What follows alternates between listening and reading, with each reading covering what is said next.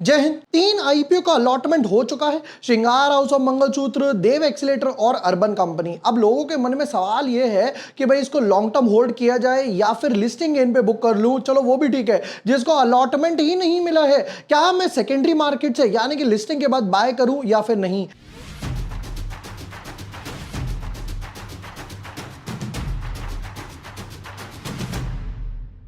Hi everyone, my name is Jubor Washne. I am a SEBI registered research analyst. आज की video में तीनों का देख लेते हैं कि लिस्टिंग गेन पर क्या करना है, जिनको अलॉटमेंट मिली है मल्टीपल लॉट्स में या सिंगल लॉट में, और लॉन्ग टर्म वाले जो है उनको क्या करना है, या फिर जिनको अलॉटमेंट नहीं मिली उनके साथ क्या करना है, सब चेक कर लेते हैं। But yes, before moving ahead, अगर अभी तक आपने चैनल सब्सक्राइब नहीं किया है तो यहां पर आपको काफी सारे वीडियोस मिल जाएंगे। Tech D, cyber security, SME IPO आ रहा है, वीएमएस टीएमटी आईपीओ आ रहा है और कल खुलने वाला है, इसके एनालिसिस भी डाल दिए। यूरो प्रतीक ऑलरेडी ओपन हो चुका है, इसके एनालिसिस डाल दिए।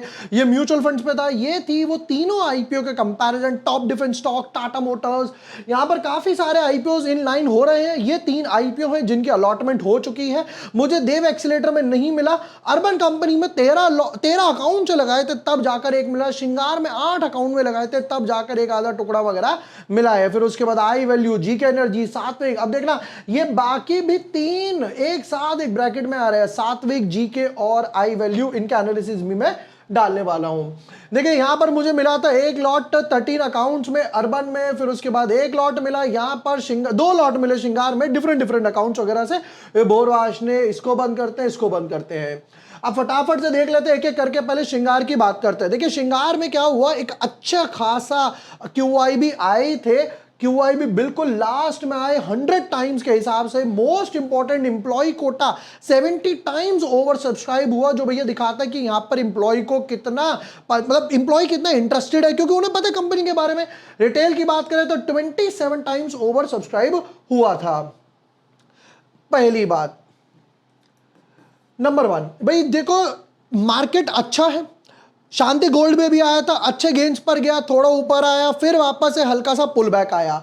नंबर 1, अगर 2 पार्ट बनाते हैं, अलॉटेड, दूसरा नॉट अलॉटेड, क्विकली एनालिसिस कर लेते हैं। नंबर 1, अगर आपको अलॉट हुआ है और अगर आप यहां पर लॉन्ग टर्म वाले हो तो यहां पे होल्ड किया जा सकता है, क्योंकि भाई फाइनेंशियल्स, जब हम लोगों ने इसकी डिटेल्ड वीडियो बनाई थी, इसके फाइनेंशियल्स अच्छे हैं। बट अगर आप हो ही शॉर्ट टर्म वाले तो यहां पर 10 से 15% के आसपास लिस्टिंग गेन एक्सपेक्टेड है। 10 से 15% के आसपास लिस्टिंग गेन एक्सपेक्टेड है। भैया अपने लिस्टिंग गेन बुक करो, बाहर हो जाओ और इसको अपनी वॉच लिस्ट से हटा दो। फिर इसका कुछ भी हो रहा है, ऊपर जा रहा है, नीचे जा रहा है, आपका कोई लेना देना नहीं है। बट अगर आपको अलॉट नहीं हुआ है और आप सोच रहे हो बाय करने का, तो थोड़ा सा लिस्टिंग प्राइस के आसपास आ जाए, थोड़ा सा डस्ट सेटल डाउन हो जाए, तब इसको बाय करने का सोचने वाले हैं। नंबर 1। अब आते हैं सेकंड वन पे, दैट इज देव एक्सीलेटर का कर लेते हैं। देव एक्सीलेटर में क्यूआईबी नहीं आए। यहां पर सबसे बड़ा ट्रबल क्या हो रहा था, 20% लिस्टिंग गेन बना, 20% क्यूआईबी बने, फिर उसके बाद एचएनआई अच्छा खासा बना 87, रिटेल कोटा बहुत छोटा था 164 के आसपास बना। हालांकि इंप्लॉय इतने ज्यादा भी नहीं आए, शेयर होल्डर कोटा ज्यादा बन गया, ओवरऑल उतना सब्सक्रिप्शन नहीं बना छोटा आईपीओ होने के बाद भी। अगेन 2 ब्रैकेट बनेंगे, एक बनेगा अलॉटेड वालों का, एक बनेगा नॉट अलॉटेड वालों का। नंबर 1, अगर नॉट अलॉटेड है, पहले शुरू से करते हैं, नॉट अलॉटेड है और अगर आप बाय करने का सोच रहे हैं, मैं तो पर्सनली बाय नहीं करने वाला हूं। सेकेंडरी मार्केट के बाद भी मैं सोचूं कि भाई इसको बाद में बाय कर लेता हूं, उस हिसाब से मैं इसको नहीं बाय करने वाला हूं, जिनको अलॉटमेंट नहीं मिली है। अब आते बात लॉन्ग टर्म के हिसाब से और शॉर्ट टर्म के हिसाब से। देखो यहां पर ना जो लिस्टिंग गेन है वो बहुत टाइनी से एक्सपेक्टेड है, क्योंकि क्यूआई भी ज्यादा नहीं आए, तो मैं यहां पर ज्यादा नहीं 5-7% लिस्टिंग गेन एक्सपेक्ट करूंगा। कोई बंपर गेन लिस्ट पे एक्सपेक्ट नहीं कर रहा हूं। तो मेरा ये एडवाइस रहेगा, चाहे आप लॉन्ग टर्म वाले हो या शॉर्ट टर्म वाले हो, प्रॉफिट बुक करो, डस्ट सेटल होने दो, 2-4 क्वार्टर रिजल्ट आने दो, फिर हम लोग इसमें डीप डाइव करेंगे। अब आते हैं थर्ड वन पे, मोस्ट अवेटेड अर्बन कंपनी। क्योंकि भाई अर्बन कंपनी में सबसे ज्यादा ओवर सब्सक्रिप्शन देखा गया, 147 टाइम्स क्यूआईबी का, एचएनआई 77 हो गया, रिटेल वाले 41 हो गए। एम्प्लॉय का कोटा इतना ज्यादा था फिर भी ये 42 हुआ, 110 टाइम्स ओवर सब्सक्राइब हुआ। मेन वीडियो में भी मैंने कहा था भैया 30-40 इजीली चला जाएगा, चाहे बड़ा आईपीओ क्यों ना हो।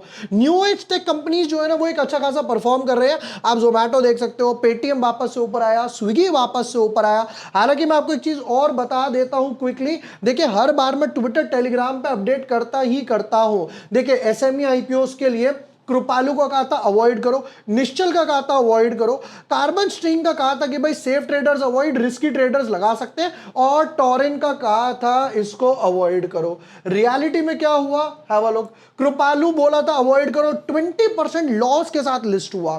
निश्चल का बोला था अवॉइड करो, जबकि जीएमपी भी 10% था, तब भी ध्यान से देखो 20% लॉस के साथ लिस्ट हुआ। कार्बन स्टील का बोला था 10 से 20 आएगा, 16% सेम ब्रैकेट में लिस्ट हुआ। टॉरिन का कहा था अवॉइड करो, 22% के साथ लिस्ट हुआ। 3 एनालिसिस बिल्कुल डॉट टू डॉट बैठे और एक एनालिसिस मेरा गलत हुआ, मैंने बिंदास दिल खोलकर इसको यहां पर एक्सेप्ट कर लिया। अब आते हैं जी अर्बन कंपनी पर। अगेन 2 ब्रैकेट बनाते हैं, जिनको अलॉट हुआ है और जिनको अलॉट नहीं हुआ है, नॉट अलॉटेड। देखिए अगर आप अलॉटेड और लॉन्ग टर्म वाले हैं, और यहां पर आ जाता है शॉर्ट टर्म, अगर अलॉट हुआ है तो मैं यहां पर 50% प्रॉफिट बुक करने वाला हूं, चाहे मैं लॉन्ग टर्म वाला हूं। और अगर मैं शॉर्ट टर्म वाला हूं तो डेफिनेटली मैं पूरा का पूरा प्रॉफिट बुक करके निकल जाऊंगा। अब आते हैं नॉट अलॉटेड पर। लिस्टिंग गेन कितना एक्सपेक्टेड है, यहां पर समवट अराउंड 30 से 40% के आसपास लिस्टिंग गेन एक्सपेक्टेड है, क्योंकि क्यूआई भी अच्छे आए हैं, जिनको नहीं मिला हो सकता है ये बाद में सेकेंडरी मार्केट से बाय करे। नॉट अलॉटेड की अगर आपको नहीं मिला है तो क्या करना है, देखिए फुल फोर्स में बाय नहीं करना है, थोड़ी सी, और आई शुड से मैं लिख ही देता हूं, लिटिल क्वांटिटी, थोड़ी सी क्वांटिटी ही बाय करना। जब 1-2 क्वार्टर के रिजल्ट आ जाएंगे तब इसके बाद सोचेंगे कि और फुल फोर्स में लेना है, जिसे बोला जाता है पिरामिडिंग करना है या नहीं करना। सपोज करो ये उतना गैप अप खुला, फिर धीरे धीरे नीचे आना शुरू हुआ, तो वो वहां पर लॉस बन जाएगा। ये थे तीनों आईपीओ की लिस्टिंग स्ट्रैटेजी, जहां पर मुझे दो लॉट मिले हैं श्रृंगार में और 1 लॉट मिला है अर्बन में। सेम चीज में यहां पर फॉलो करने वाला हूं, और जैसे जैसे आईपीओ आएंगे, लिस्टिंग स्ट्रैटेजी क्या बनेगी, पेयर कंपैरिजन क्या बनेगा, एसएमई आईपीओ ट्विटर टेलीग्राम पे सब अपडेट देता रहूंगा वीडियो पर। एंड यस, ट्विटर टेलीग्राम दोनों जो है हमारा फ्री है। ट्विटर टेलीग्राम का लिंक मैं आपको डिस्क्रिप्शन और पिन कमेंट में दे दूंगा, वहां जाकर भी आप हमारी कम्युनिटी को ज्वाइन कर सकते हैं। वीडियो पसंद आया हो, share with your friends, like and subscribe. Thank you for watching the video, lots of love.